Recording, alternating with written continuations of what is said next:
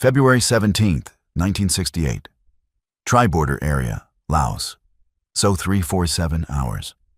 Staff Sergeant Mike Cahill pressed his face into the rotting jungle floor, barely breathing. 6 feet away, an NVA soldier squatted to relieve himself, his AK-47 propped against a tree. Through the pre-dawn darkness, Cahill could see the North Vietnamese soldier's breath in the cold mountain air. Behind him, 3 more Americans and 6 Montagnard scouts lay frozen in the undergrowth, listening to the sounds of an entire enemy regiment stirring to life around them. They'd been compromised for 11 hours.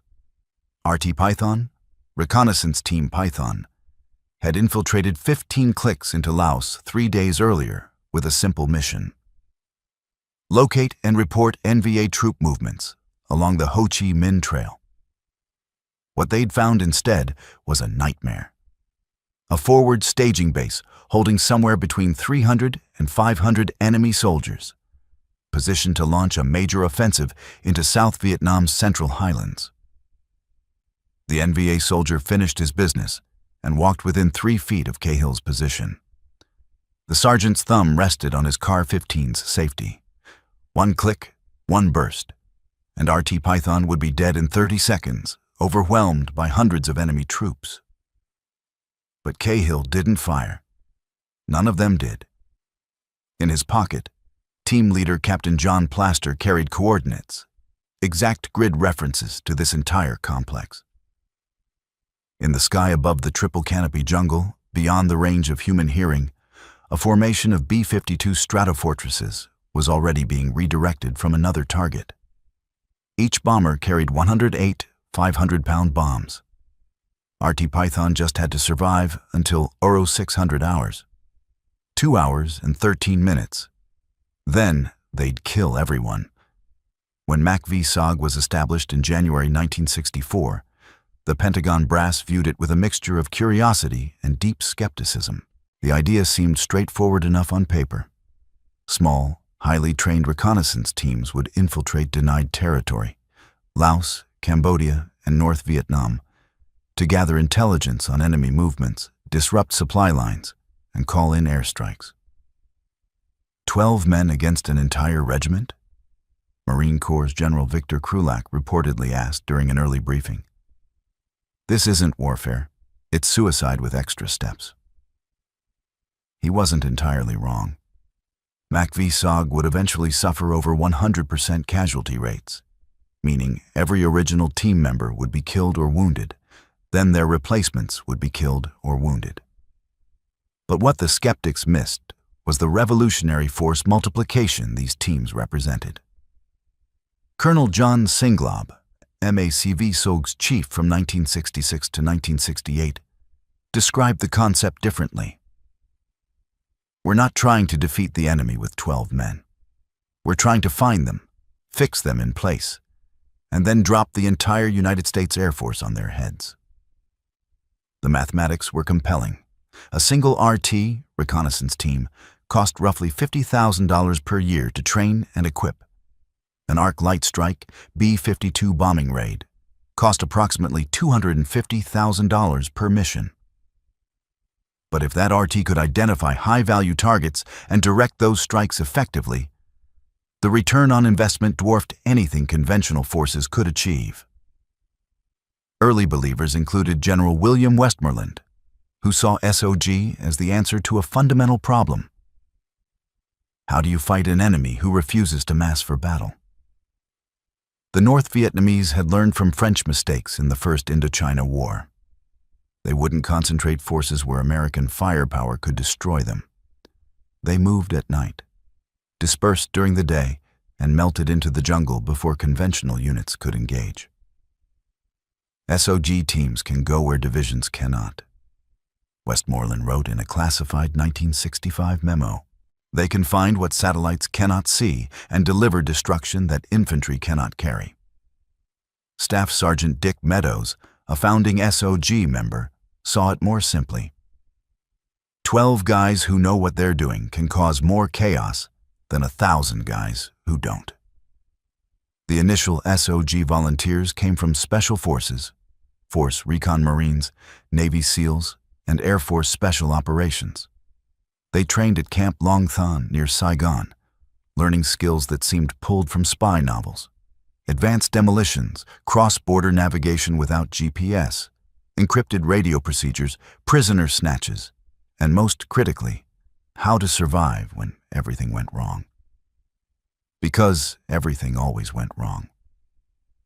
Lieutenant Colonel Bob Howard, who would become the most decorated soldier in American history, 5 Distinguished Service Crosses, 8 Purple Hearts, recalled his first mission brief. The instructor told us flat out, "You'll be surrounded from the moment you hit the ground. The entire country is the enemy. Your job is to see without being seen, and if they see you, to run faster than they can chase." Then he smiled and said, "Good luck." That smile, Howard remembered, didn't reach the instructor's eyes. MACV-SOG emerged from the Kennedy administration's fascination with counterinsurgency and unconventional warfare. After the Bay of Pigs disaster, JFK became convinced that future conflicts would be won not by conventional armies, but by small, elite units operating in the shadows. The Studies and Observations Group, a deliberately bland name designed to mask its true purpose, began operations under the command of Colonel Clyde Russell. The Studies and Observations cover story suggested a boring administrative unit analyzing data.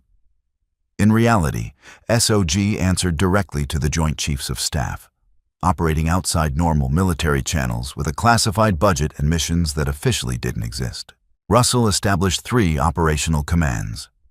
Command and Control North, CCN, based in Da Nang, Command and Control Central, CCC, in Kontum, and Command and Control South, CCS, in Ban Mi Thuat. Each command controlled multiple recon teams, typically composed of 3 Americans, a team leader, assistant team leader, and radio man, plus 6 to 9 indigenous troops, usually Montagnard tribesmen or South Vietnamese special forces. The Montagnards, called Yards by their American teammates, were the secret weapon. Mountain tribes who'd been fighting Vietnamese lowlanders for centuries. They knew the jungle intimately and hated the North Vietnamese with a passion that made them fearless allies. Master Sergeant Billy Waugh described them as the finest light infantry soldiers I ever served with, and I served with everyone. Training was brutal and realistic. At Long Thon, teams practiced immediate action drills until they could execute them unconscious. If point man spotted enemy, everyone knew exactly what to do within 2 seconds. If ambushed from the left, the right side assaulted while others provided covering fire. If compromised, the team established a defensive perimeter and called for extraction, all while moving at a dead sprint through jungle that would stop most infantry cold. The radio was everything. Without it, a team was already dead. SOG radiomen trained to encode grid coordinates under fire, call in airstrikes while wounded, and coordinate multiple aircraft simultaneously. They carried PRC-25 radios modified for extended range, often supplemented with survival radios and emergency beacons. And they trained to call in arc light strikes. The B-52 Arc Light program had begun in 1965, initially bombing targets in South Vietnam. By 1967, Strategic Air Command was flying sorties over Laos and Cambodia, devastating anything in a box approximately 1 mile long and half a mile wide. Each bomber dropped its entire payload in a single pass, creating a rolling wave of explosions that pulverized everything, bunkers, trees, human bodies, into fragments. But arc light missions required advanced planning, careful coordination, and above all, accurate targeting. You couldn't just call in B-52s like you'd call in artillery. Flight plans were set hours in advance. Fuel calculations were precise. The bombers flew from Thailand or Guam, sometimes traveling thousands of miles to reach their targets. Unless you had priority override codes. Unless you could prove you'd found something worth killing. unless you were MACV-SOG. Captain Larry Thorne, a Finnish-born warrior who'd fought the Soviets, the Nazis, and now the North Vietnamese, pioneered the real-time arc light redirect. During a mission in September 1965, his team spotted a major NVA base camp in Laos.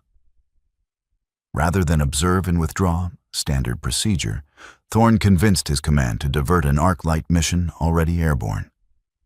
The result was catastrophic. For the NVA, approximately 400 enemy soldiers were killed in 18 minutes. The base camp ceased to exist, and MACV-SOG had discovered its ultimate weapon. Find them, fix them, destroy them. Thorne disappeared during a helicopter crash in the Laotian mountains that October. His body was never recovered, but his legacy lived on in every RT that learned to hunt not for contact, but for coordinates.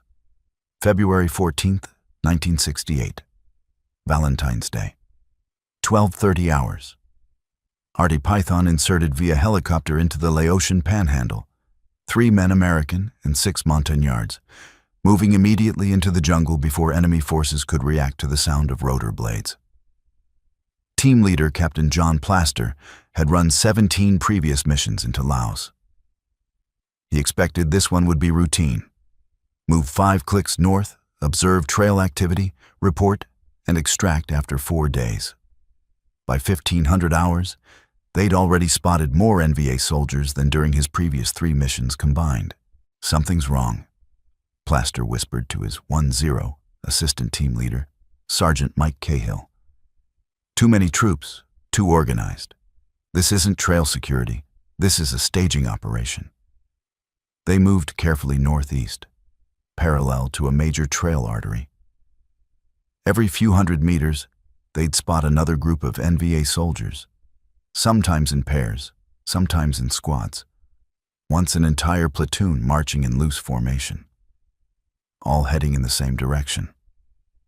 By nightfall, they'd recorded 17 separate enemy sightings.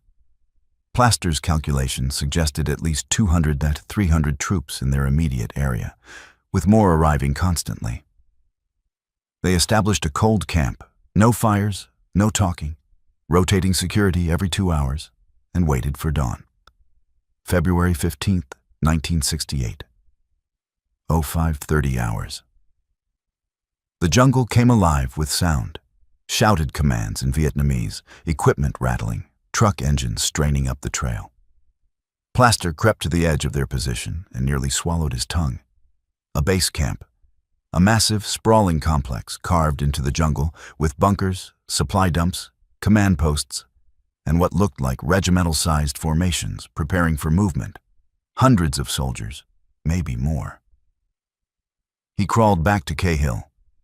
"Get the radio. I need Covey." Covey, the forward air controller circling overhead in an O2 Skymaster, responded within minutes. Plaster encoded the coordinates, describing what he was seeing. Multiple hard structures, company-sized formations, heavy weapons positions, supply concentration, estimate 300-500 personnel, request arc light authorization. The radio crackled. RT Python, Covey, stand by for relay. They waited. 1 hour became 2. The sun climbed higher, heating the jungle to a steam bath. Below them, the NVA base continued its preparations. Plaster could see officers studying maps, NCOs organizing supply parties, soldiers cleaning weapons. A major operation was imminent. At 0817 hours, Covey came back. RT Python, arc light approved. Estimated time on target, 0600 tomorrow. Can you maintain position? Plaster looked at his team. They had enough water for 2 more days. Food for 3 if they rationed. And they were sitting 400 meters from an enemy regiment. Affirmative, Covey. We'll paint the target. February 16th, 1968. The day that tested every bit of their training. At 0630 hours, an NVA patrol passed within 20 feet of their position. The team froze, controlling their breathing, willing themselves invisible. The patrol moved on. At 11:15 hours, NVA soldiers began establishing fighting positions on the hillside directly above them. Plaster could hear them digging, cursing the rocky soil, laughing about something he couldn't understand. One soldier literally sat on a log, 5 feet from where the team radio man lay, hidden beneath a deadfall. At 14:45 hours, the Montagnard point man signaled frantically. Patrol approaching from the west. 9 NVA soldiers, moving directly toward their position. There was nowhere to run. Python went to ground, each man selecting his target, thumbs on safeties. The patrol stopped 15 meters away. The leader lit a cigarette. They were taking a break. For 23 minutes, RT Python lay motionless, while 9 enemy soldiers smoked, talked, and urinated, not more than 50 feet away. Plaster's leg cramped viciously. He couldn't move, couldn't adjust position, could barely breathe. Finally, mercifully, the patrol leader field-stripped his cigarette and the group moved on. At 18:47 hours, Covey radioed, "Python, be advised. Arc light mission confirmed. 3 birds, full load. TOT 0600 hours. Recommend you relocate to grid." He read off coordinates 800 meters southeast. Plaster checked his map. 800 meters. Through enemy-controlled jungle, in darkness, without making a sound. "Negative, Covey. Too many Gomers between us and extraction point. We'll shelter in place." "Python, you're danger close to the impact zone." "Understand, Covey. We'll take our chances." February 17th, 1968. 0200 hours. They'd been moving for 5 hours, crawling more than walking, gaining less than 300 meters of separation from the base camp. It wasn't enough, but it was all they could manage. At 0347 hours, the NVA soldier nearly stepped on Cahill. After he left, Plaster gathered the team. "Listen carefully. When those B-52s hit, this entire area becomes a free fire zone. Every NVA soldier within 2 clicks will be running, shooting, looking for revenge. We move fast and quiet to the extraction point. No stopping, no fighting unless we absolutely have to. Understand?" 9 heads nodded in the darkness. At 0558 hours, Covey radioed, "Python, birds are inbound. 60 seconds. Plaster pressed his face into the jungle floor and opened his mouth, a trick to prevent ruptured eardrums from overpressure. At 600 hours, the world ended. The first stick of bombs hit the northern edge of the base camp. Even 400 meters away, the concussion felt like being kicked by a giant. Trees whipped in the blast wave. Dirt and debris rained down. Then the second bomber hit. Then the third. For 18 minutes, the jungle became hell. Each bomber dropped 108 500-pound bombs, creating a rolling earthquake of explosions that turned earth into liquid. Trees vaporized, bunkers collapsed. Human bodies simply ceased to exist. RT Python ran. Behind them, the screaming started. NVA soldiers stumbling from the impact zone, bleeding from ears and noses, some blind from burst capillaries, all of them confused and terrified. The jungle, their protective canopy, had become their executioner. Plaster's team reached the extraction LZ at 0642 hours. The helicopters were already inbound, Cobra gunships circling overhead, ready to suppress any resistance. There was none. The NVA regiment had been annihilated. Post-strike reconnaissance by forward air controllers estimated 350 enemy dead, with the entire base camp complex destroyed. Supply dumps, ammunition stores, command structures, all gone. The planned offensive never materialized. RT Python had fired exactly 0 shots. Word of RT Python's mission spread through the SOG compound within hours. The implications were staggering. A 12-man team had achieved what an entire infantry division couldn't: complete destruction of an enemy regiment without sustaining a single casualty. Other teams immediately requested Arc Light authority. Lieutenant Colonel Bob Howard convinced his chain of command to pre-position arc light missions over high-traffic areas of Laos, ready to redirect on short notice if teams spotted valuable targets. By mid-1968, MACV-SOG had developed a refined doctrine. Teams inserted not to engage the enemy, but to find and fix them for destruction by air power. The traditional special operations mission, direct action, sabotage, ambush, took secondary priority to reconnaissance and targeting. The results spoke for themselves. Between February and December 1968, SOG directed arc light strikes killed an estimated 2,400 NVA soldiers while losing only 37 Americans.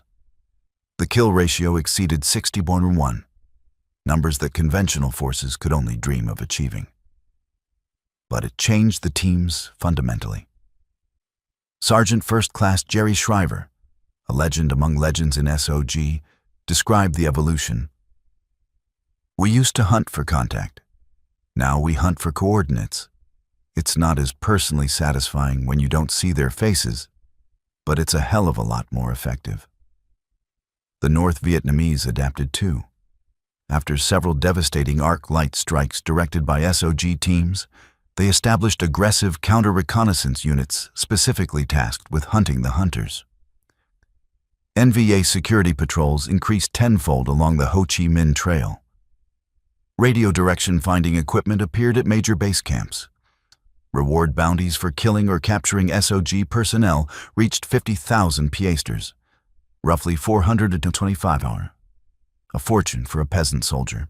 By 1969, insertion had become a deadly calculus. Some landing zones were so hot that teams sustained casualties before even leaving the helicopter. RT teams developed the running insert, hitting the ground at speed, sprinting immediately into the jungle while Dr. Gunners suppressed enemy fire. Yet the effectiveness continued. Master Sergeant Billy Waugh's RT directed 17 arc light strikes in 1969 alone, accounting for an estimated 800 enemy casualties. His team suffered 3 wounded and 0 killed. The secret was patience. Where conventional infantry would engage any enemy contact, firing, maneuvering, calling artillery, SOG teams learned supernatural self-control. See but don't shoot. Track but don't kill. Record coordinates with obsessive precision, then call down thunder. It's the hardest thing a warrior can do, Captain Dick Meadows explained to new team leaders. Letting the enemy walk past you when every instinct screams to engage. But that discipline is what keeps you alive and makes you lethal.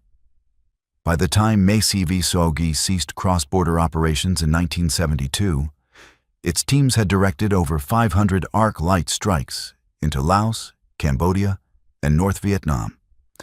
Conservative estimates placed enemy casualties from these strikes at $25,000 to $30,000, more than some entire infantry divisions achieved during the war. RT Python's Valentine's Day mission became the model. Deep penetration, precision targeting, overwhelming firepower, 0 friendly casualties. It represented a fundamental shift in how special operations forces thought about their role, not as trigger pullers, but as intelligence gatherers and force multipliers. The lessons influenced everything that came after. Delta Force, SEAL Team 6, and modern Joint Special Operations Command all trace their tactical DNA to MACV-SOG's realization. 12 men with perfect intelligence and access to overwhelming firepower can achieve what thousands cannot. John Plaster, who survived the war and wrote extensively about SOG, reflected, "We didn't win Vietnam. No amount of arc light strikes could solve the political problems that doomed that war. But we proved something important. That warfare isn't about how many men you put on the battlefield. It's about putting the right men in the right place with the right capabilities." RT Python's mission lasted 72 hours. 9 men infiltrated enemy territory, identified a major threat, directed the destruction of 300+ enemy soldiers, and extracted without firing a shot. The operation cost approximately $250,000 in munitions and aircraft time. The alternative, a conventional assault on that NVA regiment, would have required at least a battalion of infantry, artillery support, helicopter assets, and medical evacuation capabilities. American casualties would have numbered in the dozens. The operation would have taken days or weeks. Mike Cahill, the sergeant who didn't fire at the NVA soldier who nearly stepped on him, returned for 6 more tours with SOG. In a 1985 interview, he was asked what he remembered most about that February morning in 1968. "The silence," he said. "After the bombs stopped, after we extracted, flying back to base, the absolute silence inside that helicopter. Everyone knew we'd just witnessed something that would change how we fought. We'd killed more enemy in 18 minutes than most infantry companies killed in a year. And we never even took our weapons off safe." He paused, then added, "That's the thing nobody tells you about modern warfare. Sometimes the deadliest weapon isn't the gun in your hands. It's the radio on your back and the coordinates in your head." RT Python taught the American military that lesson. The NVA regiment in Laos learned it too late.